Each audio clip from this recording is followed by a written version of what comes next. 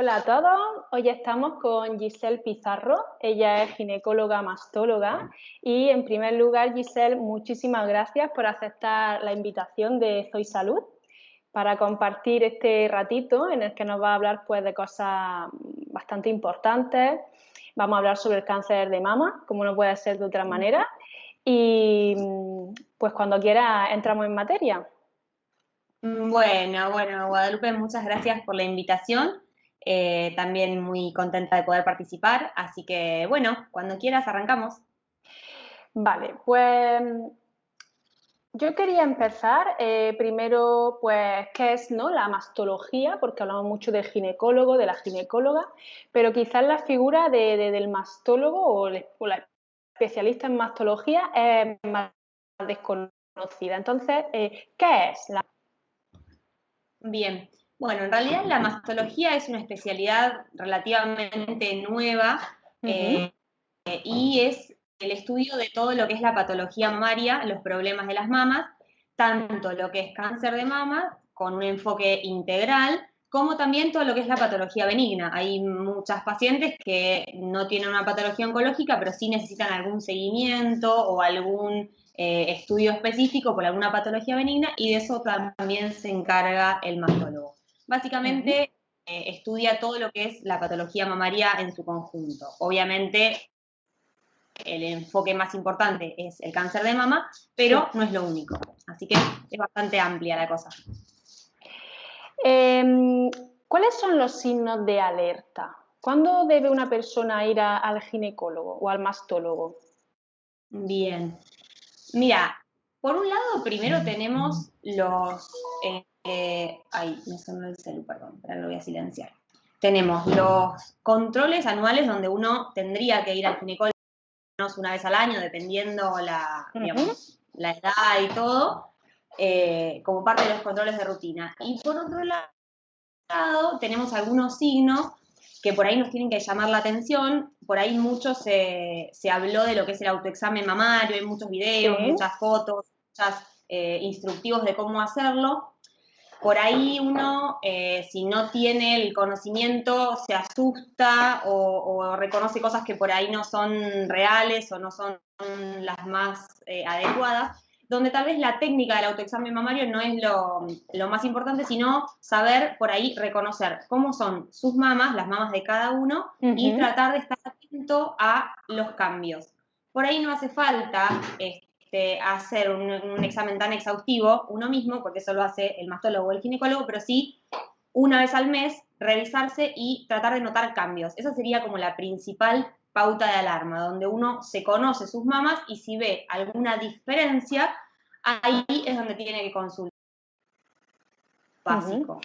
Y un primer signo. Después hay otros signos que nos hablan de ya por ahí algún inconveniente, por ahí si hay algún nódulo que uno se palpa, o Sí. alguna retracción en la piel, alguna cicatriz nueva en la piel, cambios en la coloración de la piel, cambios en lo que es la areola o el pezón, ¿sí? Siempre hablando, comparando simétricamente con la otra, porque por suerte tenemos la posibilidad de que en general la patología es unilateral, es decir, Claro. afecta a Ujú. una de las mamas, y uno tiene la comparación. Entonces, si uno se mira todos los meses, se conoce y ante cualquier pequeño cambio, uno es el que mejor conoce su cuerpo.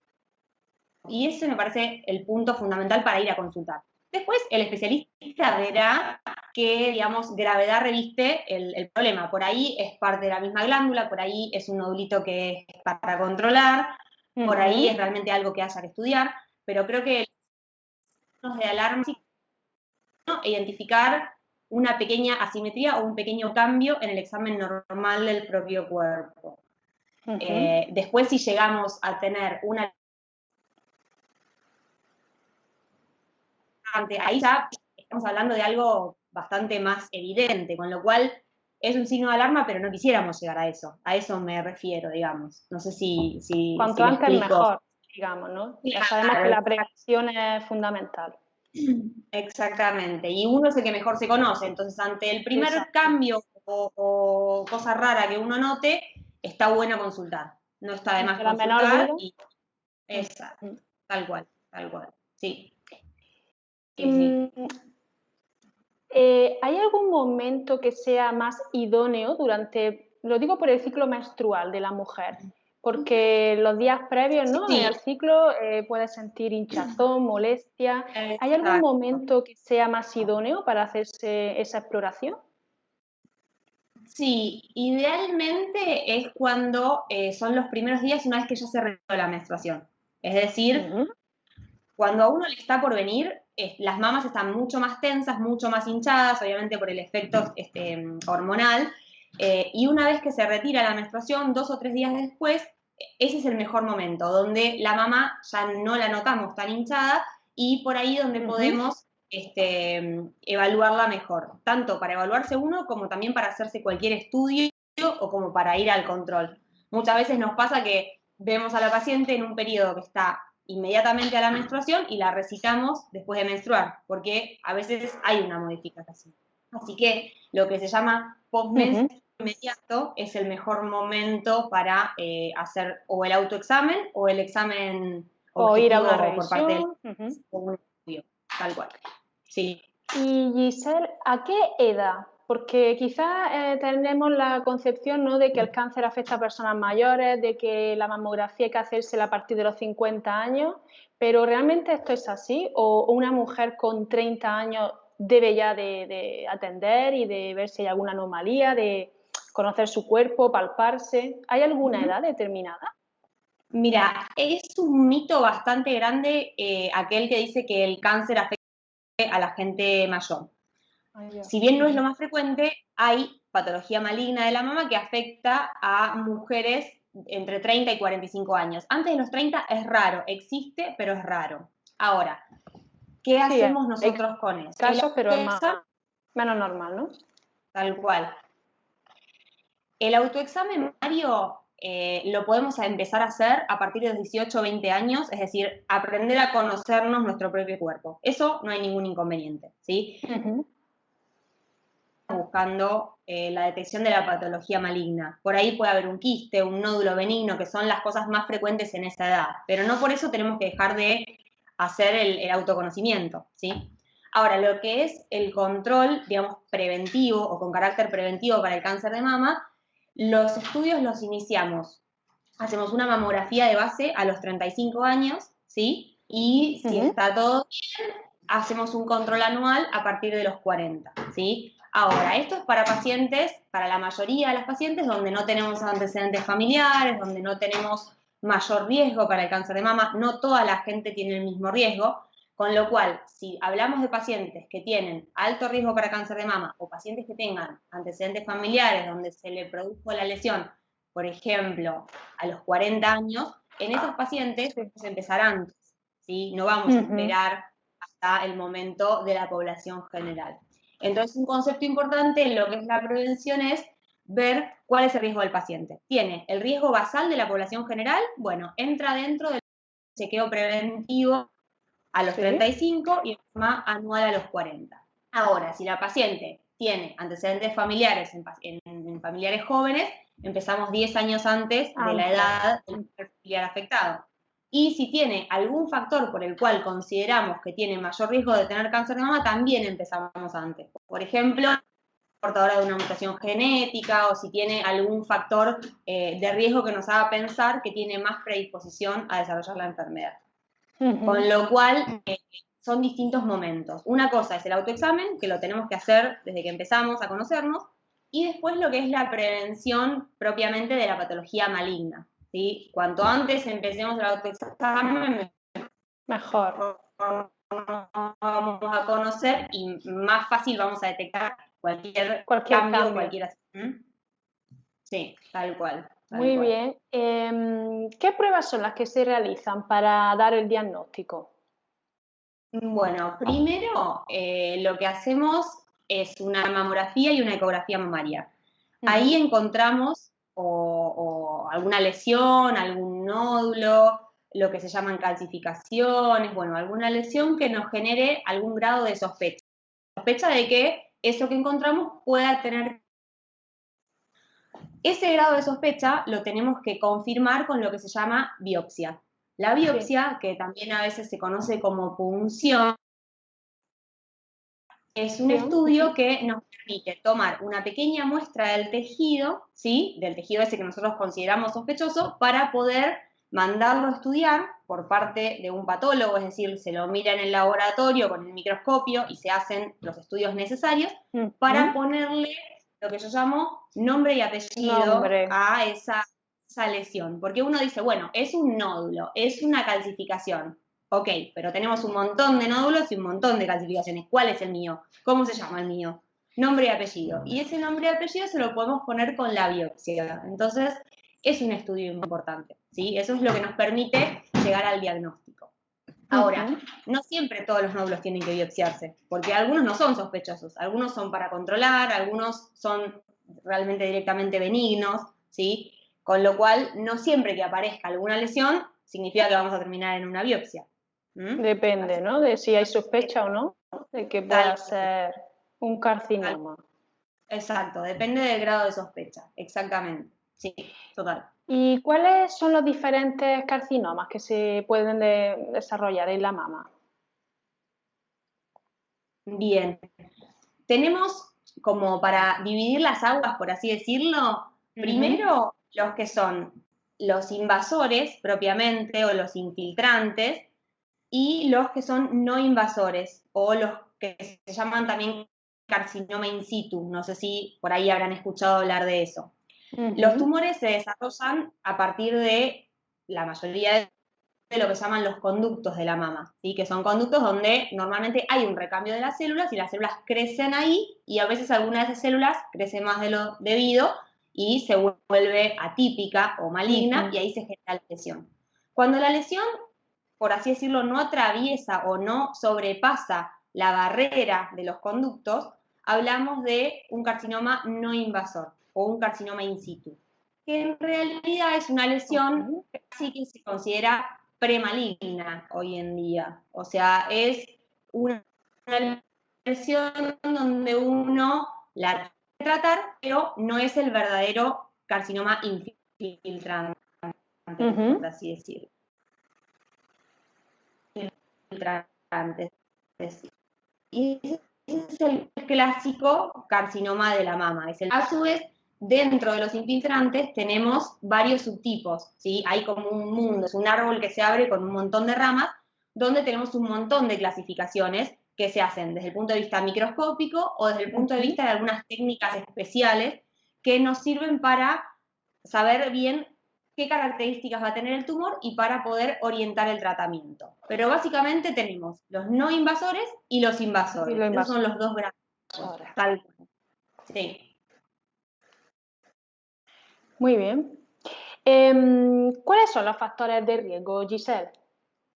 Bueno, los factores de riesgo, por un lado tenemos los factores de riesgo que son genéticos, es decir, que nosotros traigamos alguna herencia familiar o alguna predisposición familiar a desarrollar alguna lesión maligna. Por ahí después, si querés, te cuento la brita, esto de los genes y todo. Ese sería el primer factor de riesgo, la carga genética, por así decirlo. Pero después tenemos los otros factores de riesgo que son los no genéticos y que tienen que ver con la historia personal de la mujer. Algunos de esos son modificables, es decir, algunos de esos nosotros podemos actuar para prevenir y otros, claro, tal cual, y otros no son modificables. Dentro de los modificables, por ejemplo, lo que es el estilo de vida, lo que es sedentarismo, obesidad, alcohol, tabaco, el antecedente por ahí de haber tenido algún tipo de terapia de reemplazo hormonal cerca de la menopausia por un tiempo prolongado. Esos factores son cosas que por ahí podemos llegar nosotros a modificar, sobre todo lo que son los cambios del estilo de vida. Para, tal cual, para evitarlo. Y después tenemos otras cosas que no podemos modificar, como por ejemplo la edad que nos vino la menstruación. Eso es algo biológico, o sea, es algo que uno, es un factor que trae, pero bueno, la edad de la menopausia, una primera menstruación que se llama menarca, precoz, es decir, en una paciente muy jovencita, o una menopausia tardía, es decir, paciente más allá de los 52, 53 años, nos habla de que el cuerpo tuvo una estrógenos. Básicamente por eso se trata de un factor de riesgo. Lo mismo, otro que por ahí podemos modificar parcialmente es el no haber tenido hijos, la nuliparidad, es un factor de riesgo. También. Lo mismo si tal cual. Lo mismo si ese primer hijo aparece después de los 30. ¿Sí? Eso también es un factor de riesgo. Son cosas que uno puede modificar potencialmente. A veces uno no lo elige cuándo tener a los hijos. Tal cual. O sea, y tampoco hijos en base a eso, ¿viste? Es como que son factores de cada mujer.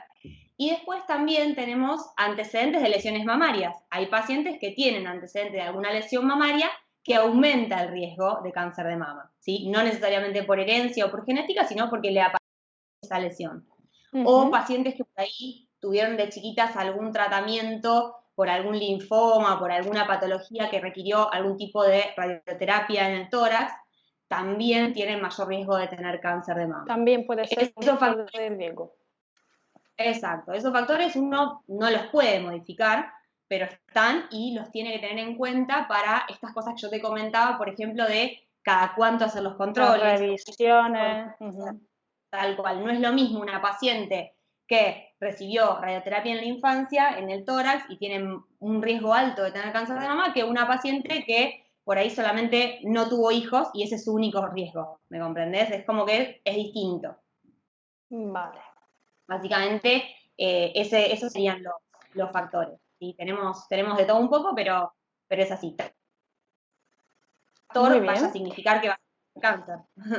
Ese es otro de los mitos, ¿no? Que luego hablaremos un poco de cuáles son esos grandes mitos alrededor del cáncer de mama.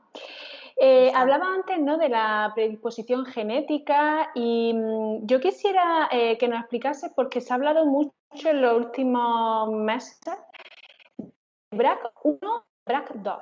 ¿Qué significa? Bien. Bueno, primero lo que quiero contarte es que, si bien los factores genéticos son importantes, la mayoría, como si te dijera, más del 70%, 75% de los cánceres se llaman esporádicos, es decir, no tienen que ver con una carga genética conocida. La carga familiar, donde no conocemos los genes, y después hay un pequeño porcentaje, que es entre un 10 y un 15%, que son los verdaderos hereditarios, donde ahí tenemos uno, dos o un grupo de genes que tienen su función alterada y eso predispone a desarrollarlo. De mama o de algún, claro, tal cual. Puede ser, por ejemplo, estos genes BRCA, hay dos, BRCA1 y BRCA2. No son los únicos, son los más conocidos. Sí. Son dos genes que se vio que tienen una asociación con una predisposición al cáncer de mama. Es decir, la paciente que tiene esa mutación o esos genes no funcionantes, por así decirlo, nosotros decimos mutados, pero lo que significa es que no tienen la función correcta, tienen más riesgo de desarrollar cáncer de mama y además otros órganos, por ejemplo, los ovarios, ¿sí? O en el hombre la próstata, ¿sí? O el páncreas. O sea, son genes que se asocian a mayor riesgo de algunos cánceres. Por ejemplo, la mama, el ovario, la próstata, el páncreas, ¿sí? ¿Qué significa esto? Esta paciente que por ahí tiene esta mutación genética tiene que hacer controles más seguidos o tiene que tomar estrategias de vigilancia un poco más intensiva o algunas conductas que se llaman de reducción de riesgo. Por ejemplo, cirugías, ¿sí? Por ejemplo, la cirugía de los ovarios, la cirugía de las mamas, ¿sí? ¿Por qué? Porque al tener esta predisposición un poquito más alta, lo que hacemos es tratar de reducir el riesgo al máximo, ¿bien? Eso sería... puede ser el caso de Angelina Jolie, ¿no? Que ella decidió intervenirse, ¿no? Porque tenía predisposición.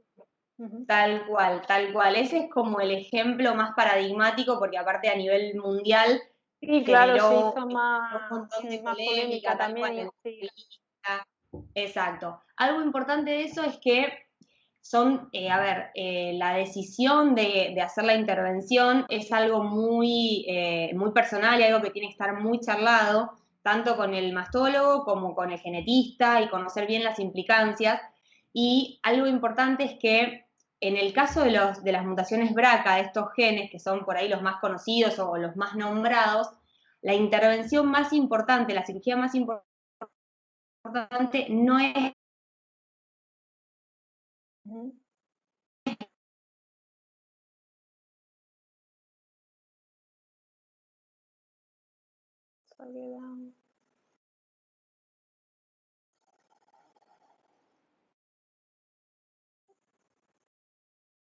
¿Me escucha?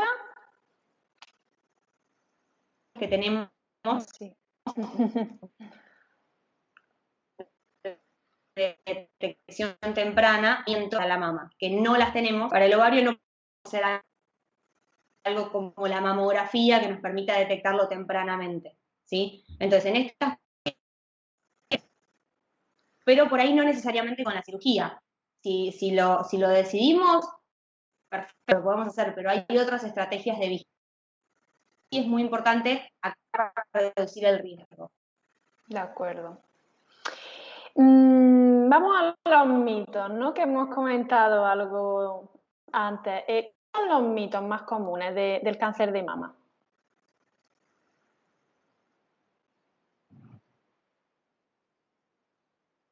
¿Me escucha, Giselle?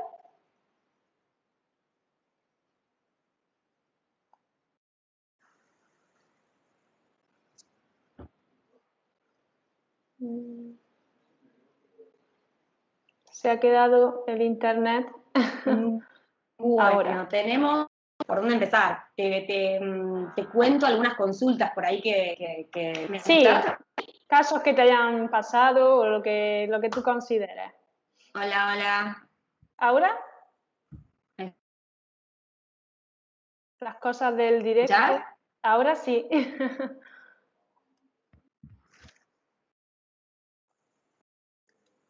¿Me escucha? Ahí. Ahora sí, es que no sé, hay algún problema con internet, no sé. ¿Ahí va? Ahora sí. Sí, por ahí son consultas que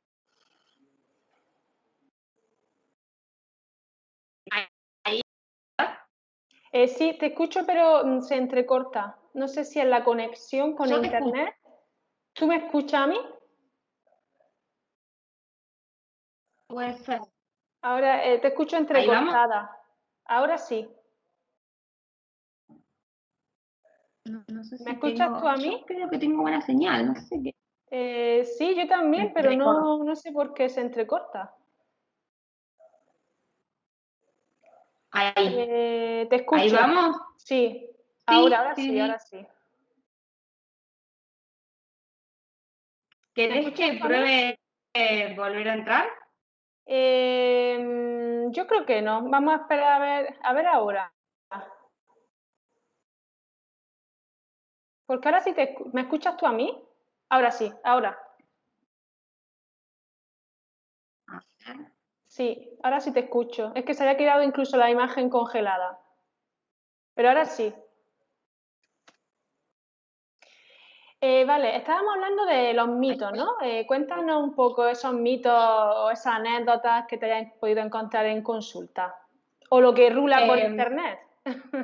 Sí, hay de todo.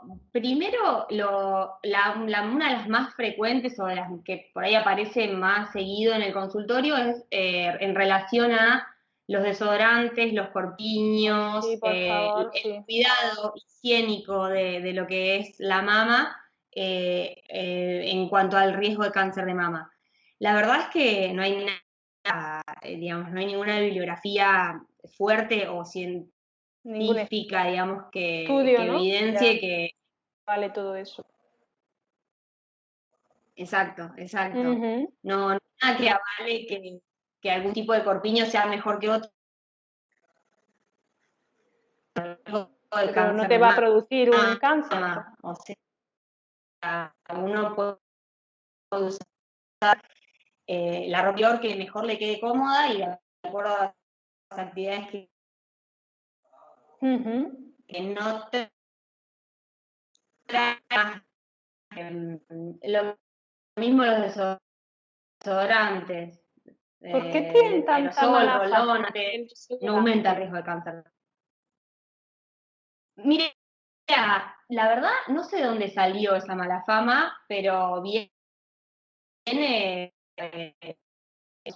por ahí desde el punto de vista dermatológico, puede llegar a haber algún cambio y hay alguna paciente que por ahí tiene piel sensible o si por ahí no se lo, digamos, por una cuestión dermatológica, así como por ahí no puedes usar alguna que otra crema, por una cuestión de la piel, pero nada que ver con el tema de la patología mamaria, ¿sí? Vale, Ese es uno queda claro. de los más que es bastante frecuente, bueno, un poco lo comentaba antes, es que las pacientes jóvenes no tienen cáncer. Bueno, Sí, lo de la edad. a ver, la verdad es que la mayoría de las pacientes que tienen cáncer son grandes, no necesariamente grandes, digamos, son lo más frecuente, pero sí hay tumores en pacientes jóvenes, existen, no es lo más frecuente, pero se da. no, por ahí tener algunos casos por ahí importantes para pensar. Es una oportunidad donde uno tiene para hacer un examen mamario y una revisación clínica y la debe hacer.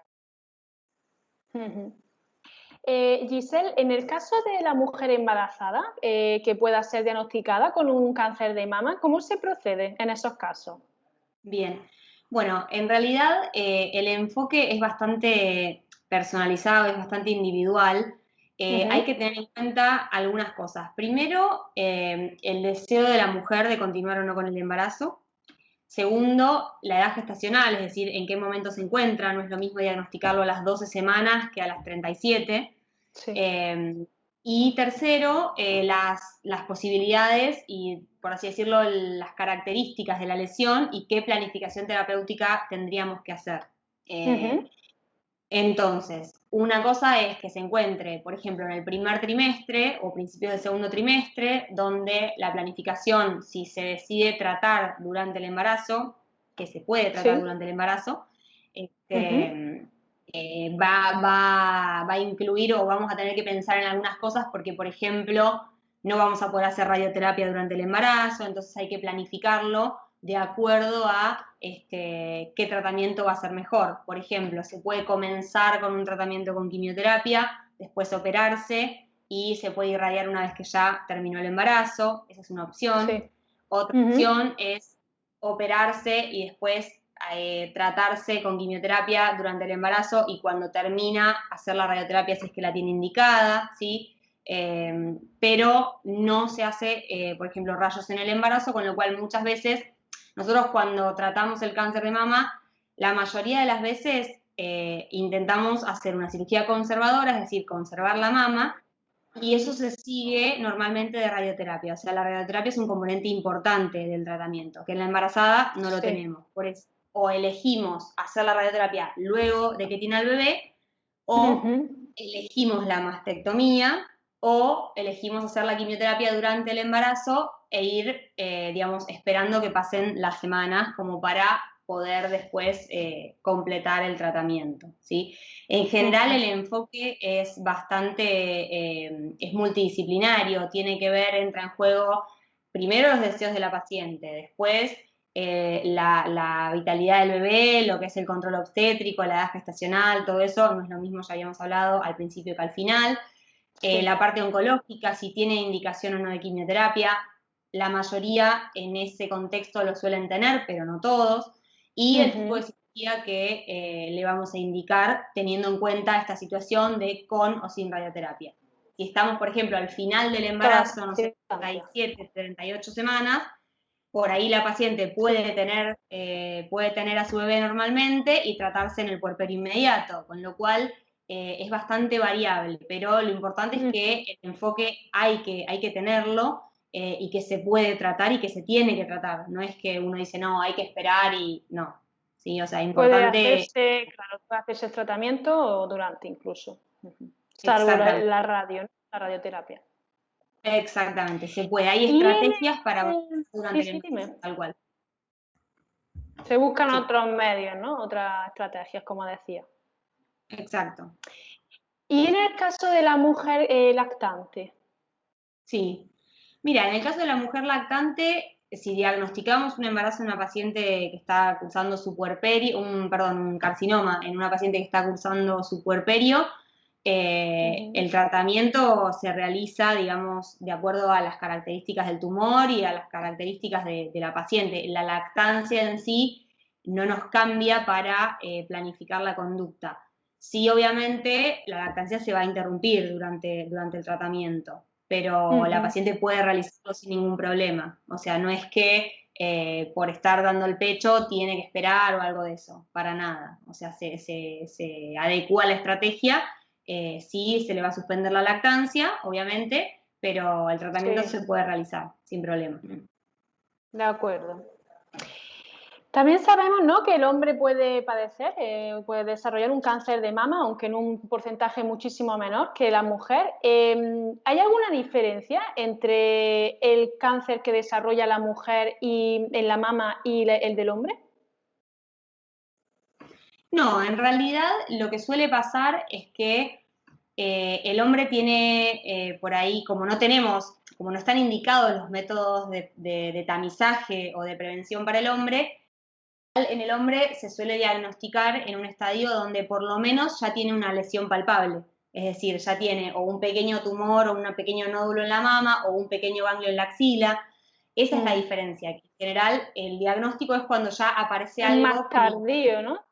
Claro, en general es un estadio un poquito más tardío, pero las estrategias de tratamiento son Son iguales. similares, tal cual. La mayoría de los estudios están hechos en mujeres por una cuestión de que es mucho más frecuente en mujeres, pero las Claro. estrategias son iguales. No, sí por ahí no se, a ver, en el hombre no va a tener tanto peso el tema de conservar la mama. En el hombre se va a hacer la mastectomía en el 99% de los casos, ¿sí?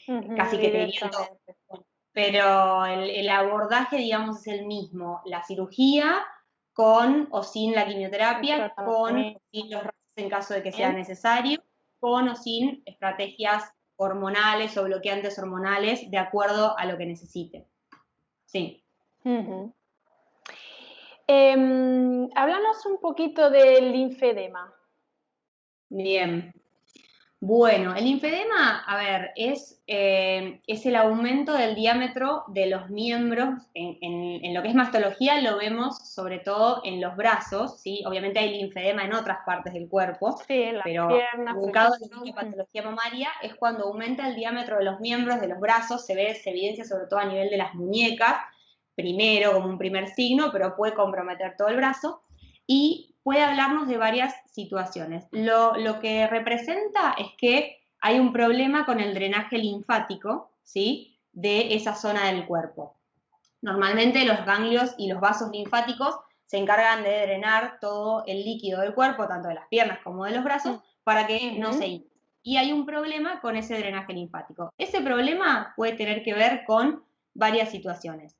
Por ejemplo, si el paciente fue operado en algún momento y se le sacaron muchos ganglios de la axila, si se llama el vaciamiento axilar o una linfadenectomía axilar, a veces puede pasar que se hinche el en un futuro, es decir, como consecuencia de esa cirugía.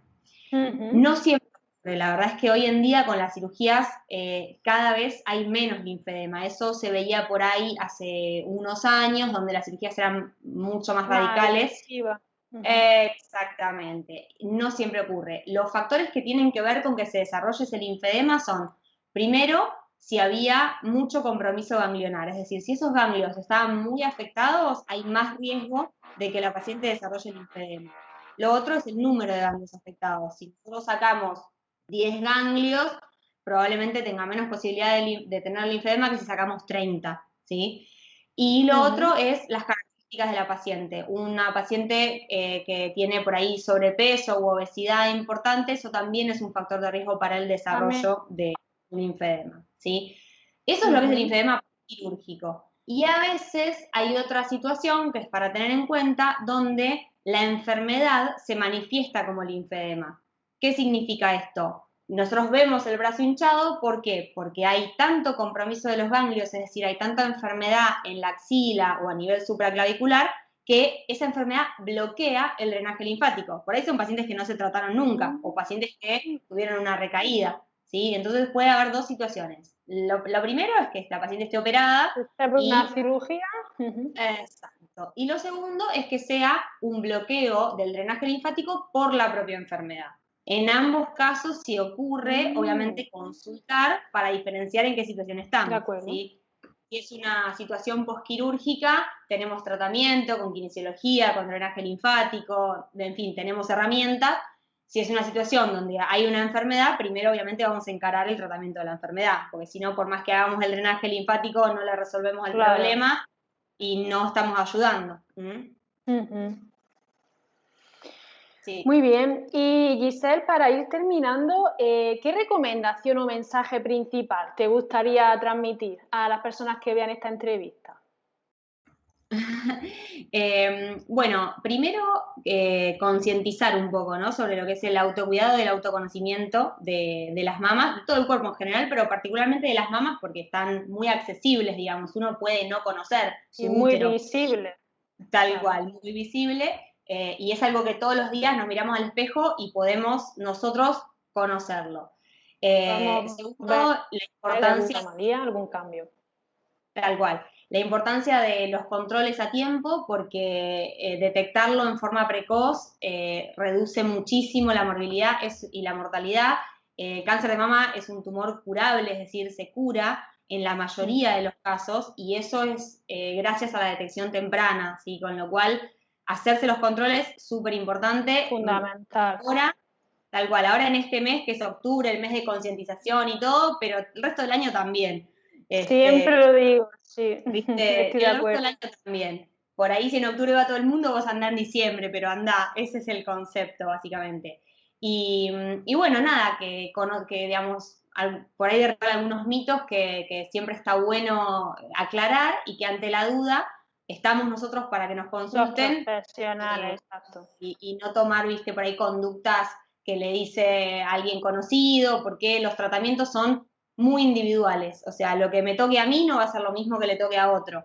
Con lo cual siempre es mejor tener un profesional o un equipo de profesionales que nos guíen y en base a eso encarar el tratamiento más individualizado para cada paciente. Eso. Muy bien. Pues yo creo que ha quedado bastante claro. Bueno, me Te alegro. doy una vez más las gracias, Giselle, por Por favor. explicarlo tan bien, además, y de manera tan didáctica. Yo creo que lo puede entender todo el mundo. Bueno, a vos. Muchísimas gracias por aceptar nuestra invitación y por compartir este rato con nosotros. Y espero que Perfecto. sigamos en contacto. Dale, buenísimo, cuando quieran. Muchas Gracias. gracias, un abrazo. Un abrazo. Gracias.